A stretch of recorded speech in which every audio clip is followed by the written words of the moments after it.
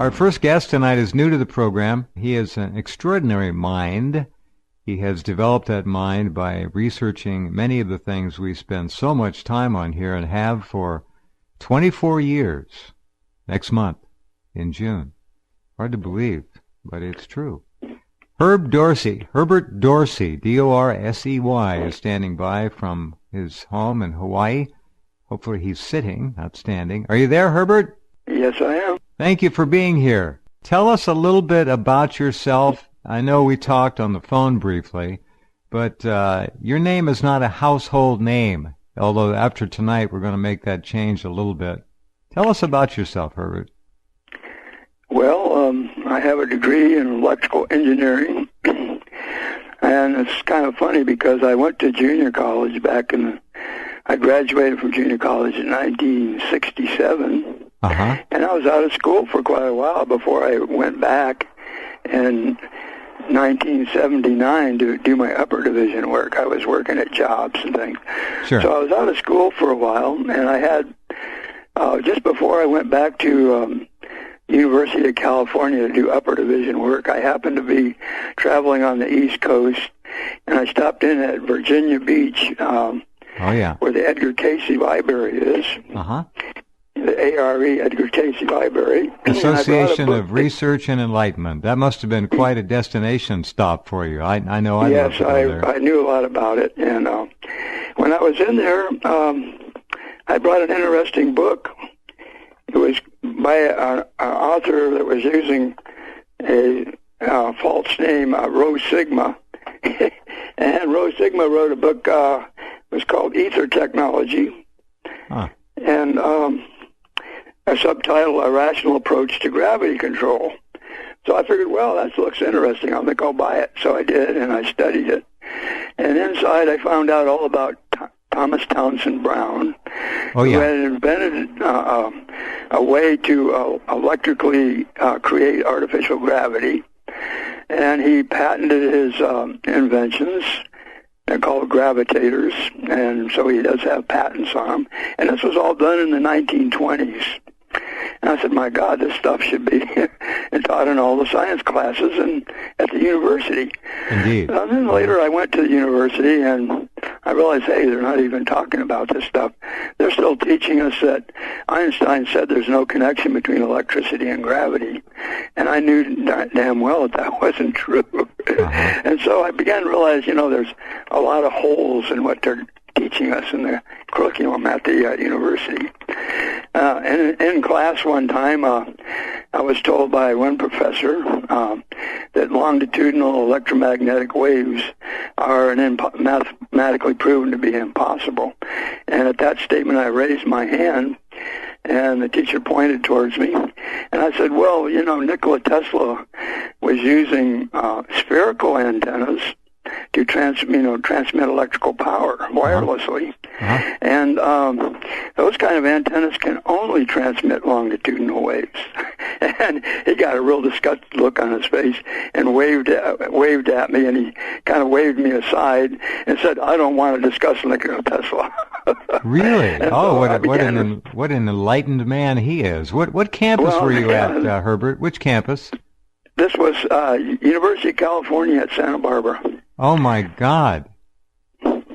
That's where I went, Herbert. That's where I went. Oh, no kidding. Oh, cool.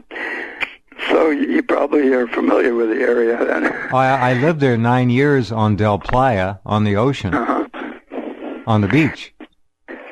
Well, this was like a big awakening to me. I thought universities were supposed to be the place for the free interchange of ideas. Absolutely. And then I realized that, they're there to promote programs that corporations decide upon the programs they're going to teach there, and they're not going to have much leeway in those programs.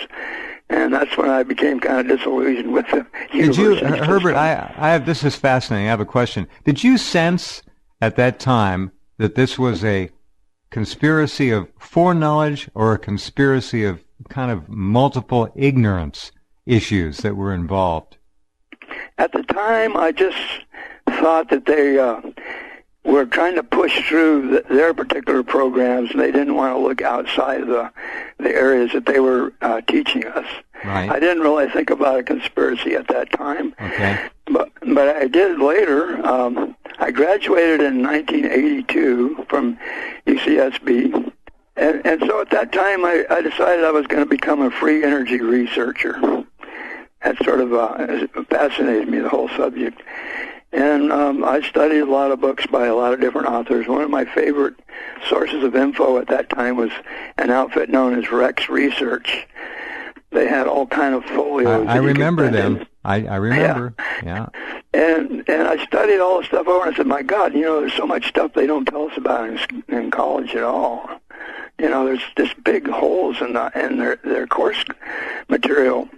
And then later in 1993, I went to a International Tesla Symposium that was held in Colorado Springs.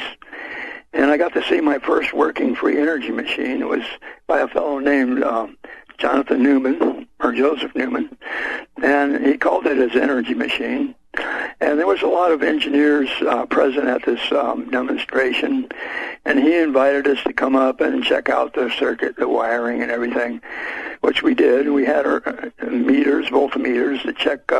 It did work on batteries. It had batteries supplying energy to it, but the interesting thing is that the batteries were, he said, at 500 volts, these are a bunch of AA batteries all connected in series, so there's a lot of them.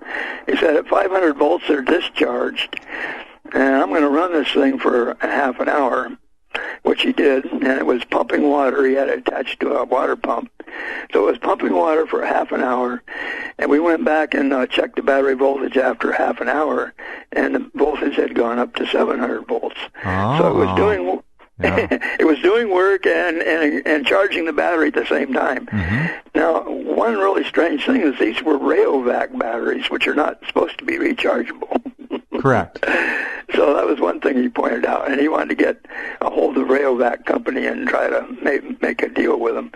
I don't think that ever panned out.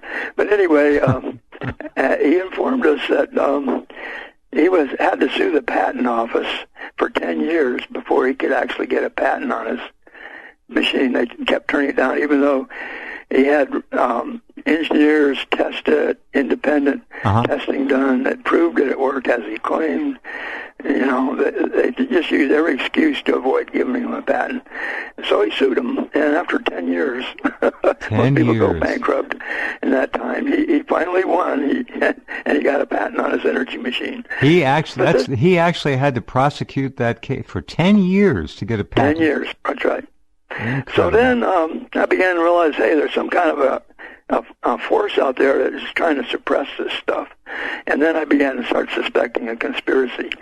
But I really became convinced in Ventura, California, in around 1985.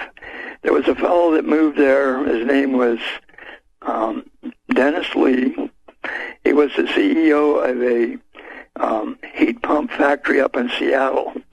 And during the time that Carter was president, Carter had a tax credit for anybody that would come up with a more efficient energy machine. Uh-huh. So he was making heat pumps, and he told his engineers, hey, let's try to make a better one here and qualify for this tax credit.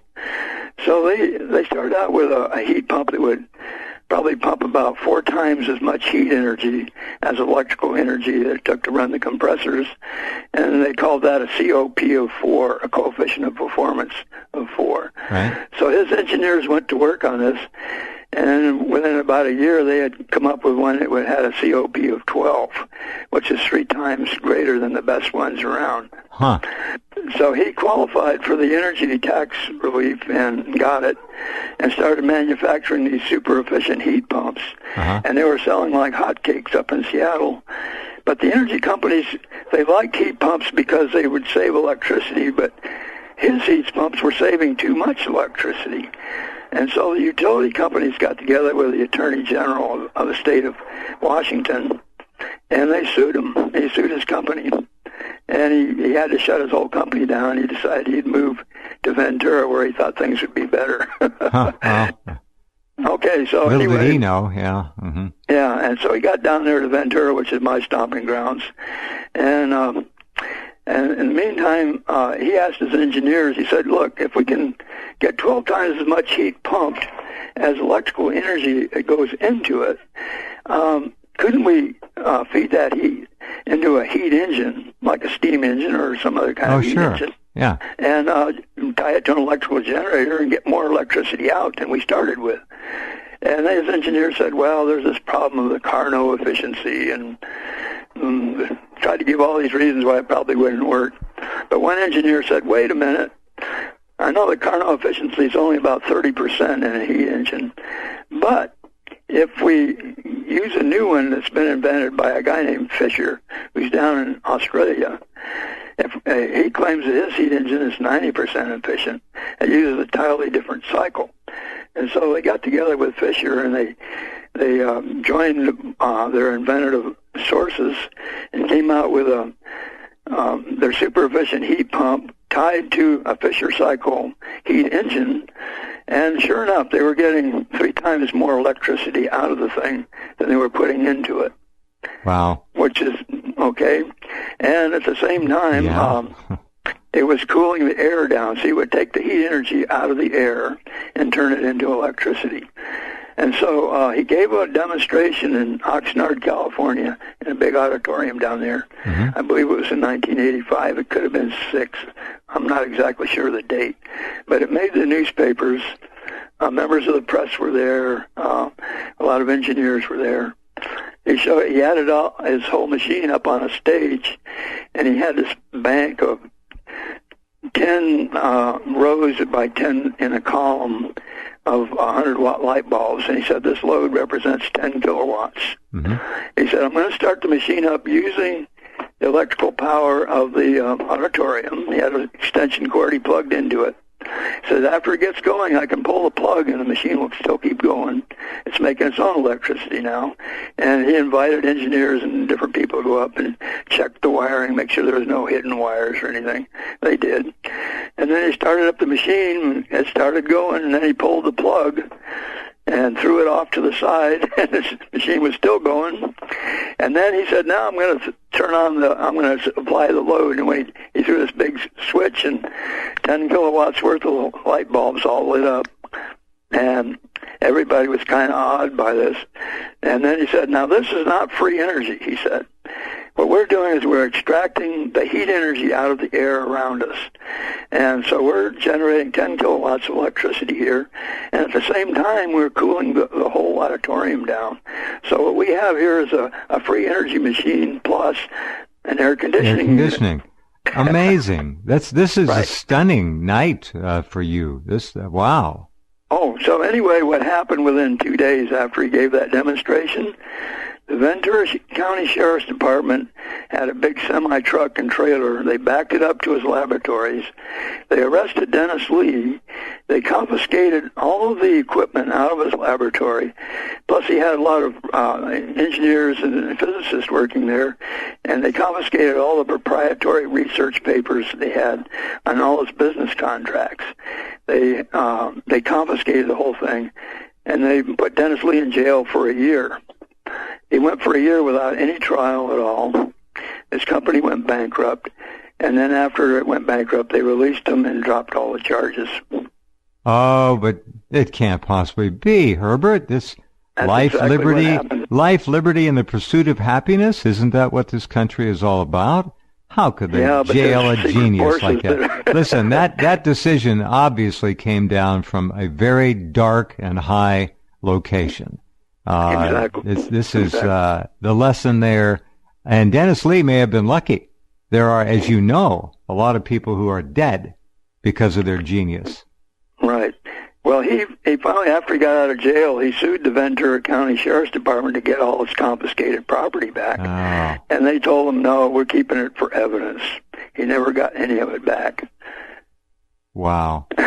So that's the story of Dennis Lee. Well, Dennis got his life back. I mean, they could have hung him in his jail cell. He kept trying. He tried other ventures, but none of them got off the ground after that. Well, this is a... Go ahead. I can tell you a dozen similar stories that I found out about after I started researching the business.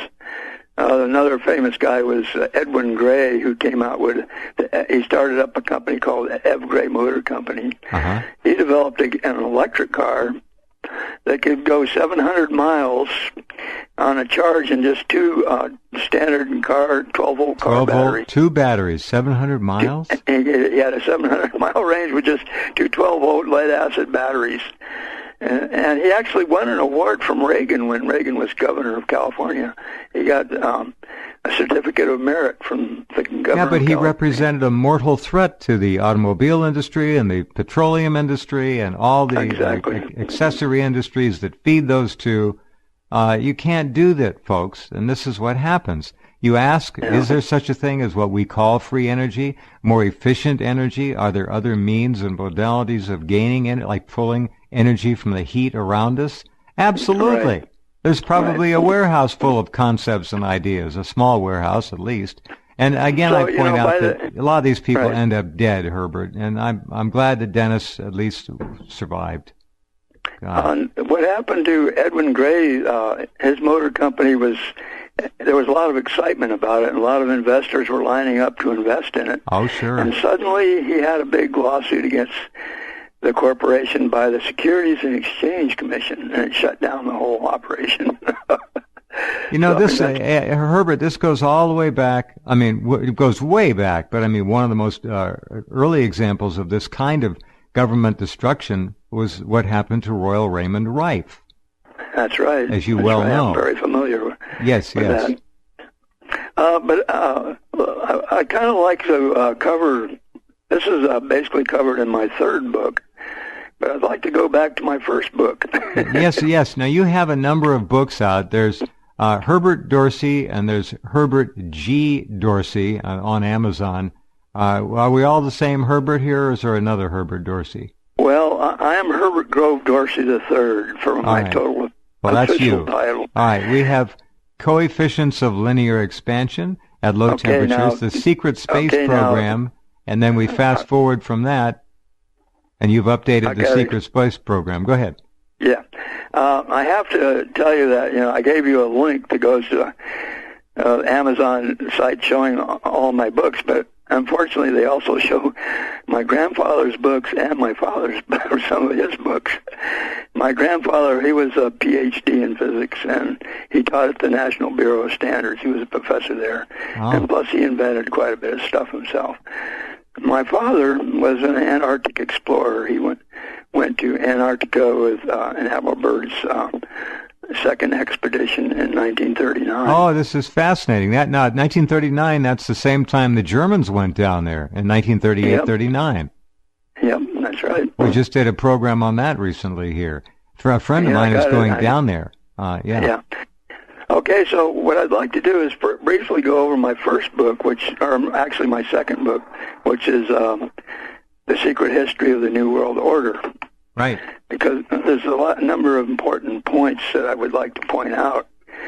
I start out with the history of Christianity, which kind of turned off some people. They didn't want to know all about how Christianity evolved. But I showed how much it was changed from the original teachings of Christ to what later became the Catholic Church.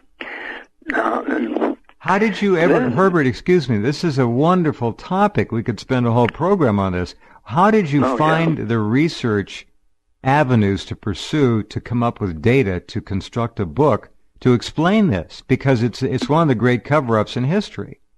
Well, I listed a lot of the sources in my bibliography in the back of the book. All right. I do read a lot. Yeah, well, you told me that when we talked, and obviously you are a machine. You read all the time. Fascinating. Yep. And that's how you learn. 2 or 3 books a day. I mean, 2 or 3 books You told a week. me that. You told me that. You're 2 or 3 books a week, and you've got a thirst. Have you always felt this way about knowledge and seeking it? Well, I'm a Gemini, which has a great deal of curiosity. Uh-huh. And if anybody has a secret, I'm really curious to find out what the hell they keep in secret and why. What a brilliant way to go about life. That's fascinating.